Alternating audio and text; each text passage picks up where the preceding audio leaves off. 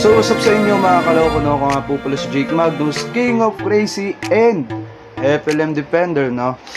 So bago tayo magsimula ay nais ko lang pong i-promote yung YouTube channel ni Tita Ellie Yusoda. Ito po, yung may nagpa-pop up po sa babang subscribe, no? Puntahan nyo po yung YouTube channel ni Tita Ellie Yusoda kasi isa siya Filipino-Japanese na tumutulong lalong-lalo na sa mga small YouTuber.